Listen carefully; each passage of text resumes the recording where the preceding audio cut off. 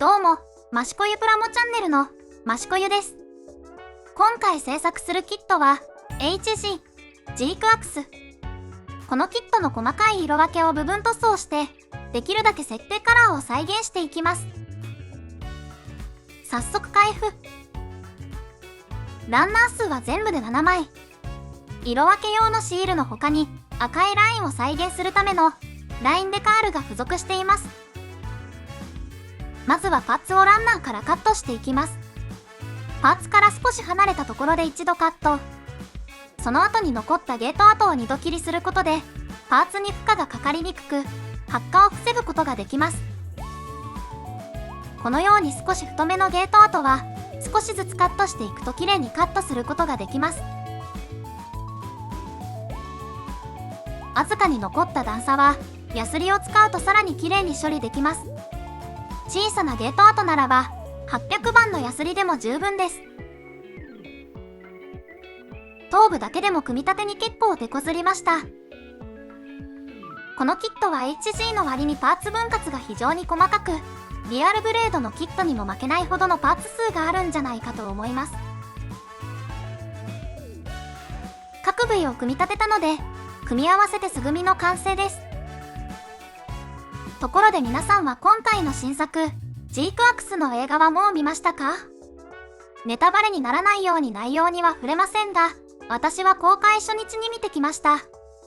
PV の時点で新エヴァのような印象を持っていましたが、実際に映画を見た時は色々と衝撃を受けました。今回の劇場版では序盤の内容まででしたが、今後の展開がとても楽しみな作品です。それでは、素組みの完成です。全体的にとても細身のスタイルで、独特な形状をしたパーツも多くあります。腰のラインやバックパック、足のディテール、頭部の造形などの各所にエヴァを感じますね。最新キットということもありますが、各所に今までにない構造を取り入れられていて、とても新鮮な気持ちで組み立ててきました。さて、ここからは各所の色分けをできるだけ設定に近づけられるよう手を加えていきます。パチ組みの状態を完成見本と見比べると、付属のシールでも再現しきれていない色分け箇所が非常に多くあります。HG ということもありますが、もともと細かい色分けがされたデザインなので、シールでも色分けが難しい部分が多くあります。まずは頭部の色分けから。一番目立つところなので、ここは気合を入れて作業します。このパーツの白い箇所は、ガンダムマーカーのホワイトを使います。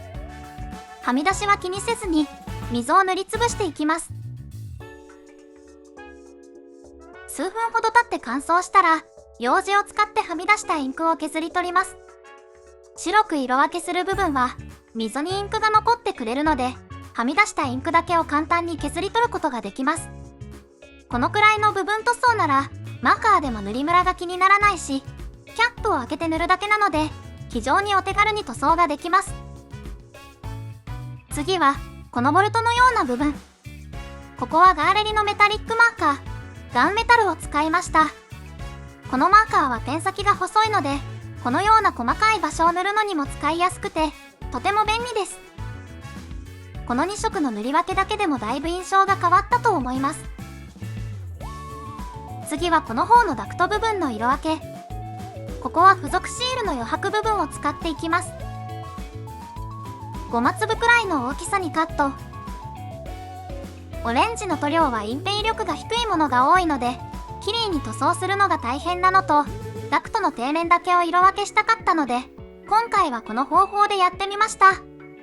とても細かい作業なので、自分のやりやすい方法で色分けをすると良いと思います。3色の色分けをしたことで、ジークアクス本来の見た目に非常に近づけることができました。ちなみに、頭部以外のオレンジに色分けるところは、シールの余白を多用しました。色味を統一できることも、シール余白を使うメリットの一つでもあります。オレンジに塗るところで他に気になったのが、肘関節部分の丸いパーツ。ここは筆塗りしていきます。またガンダムマーカーのホワイトを使って、まずは下地を塗ります。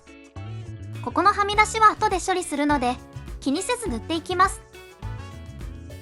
ホワイトが乾燥したら、水性ホビーカラーのオレンジ色を上から筆塗り、黄色系や赤系の塗料は下の色の影響を受けやすいので、一度白で下地を作ってあげると綺麗に発色してくれます。今回初めてランダムマーカーを下地として使ってみましたが、なかなか使い勝手が良かったです。乾燥が早く、水性ホビーカラーを上から塗っても簡単に溶けたりしないので、今後も活用していこうと思います。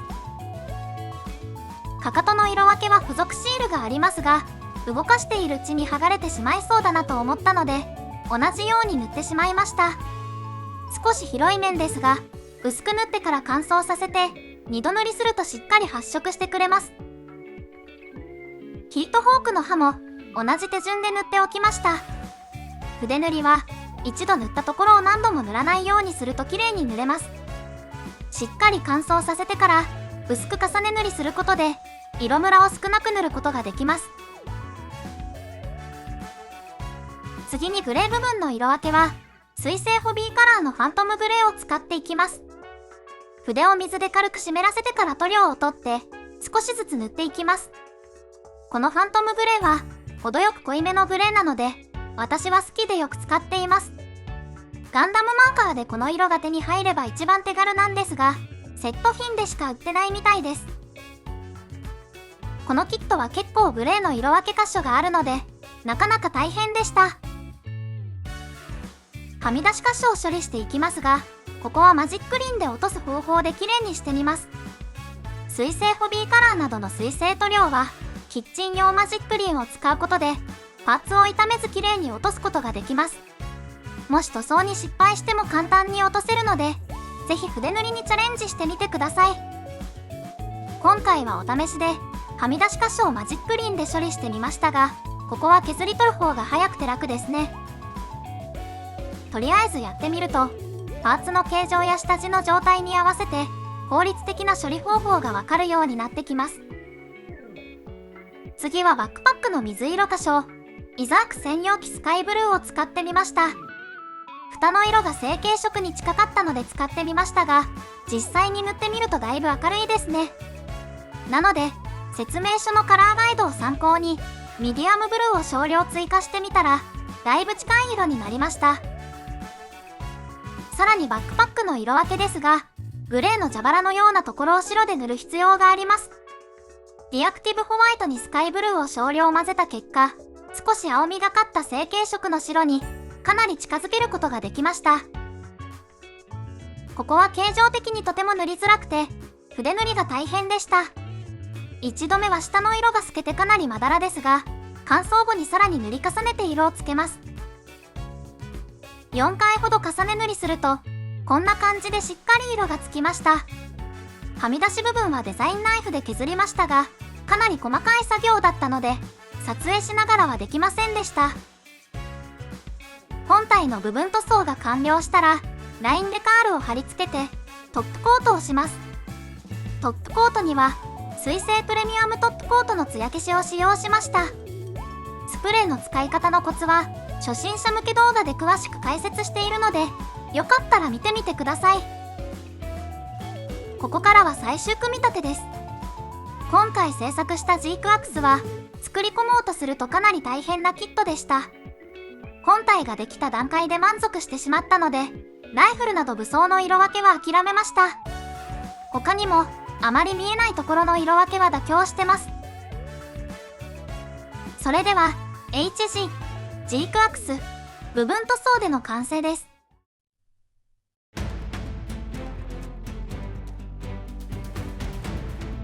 パーツが細かく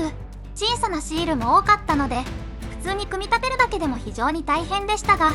さらに苦労を重ねて手を加えた完成品を見ると、そんなことは忘れてしまうほどかっこいいですね。各部の可動域も広く、ストレスなくポージングが決まります。最後に私事ですが、このチャンネルの登録者数がなんと1万人を超えました。私の動画を見てくださった皆様、いいねやコメントをしていただいた皆様、本当にありがとうございます。今後もこのチャンネルではプラモを楽しみながら見ていただいた方に少しでも参考になる動画を作っていけたらと思っています。これからもどうぞよろしくお願いします。今回の動画はここまで。この動画が皆さんの制作の参考になれば嬉しいです。それではまた別の動画でお会いしましょう。最後までご視聴ありがとうございました。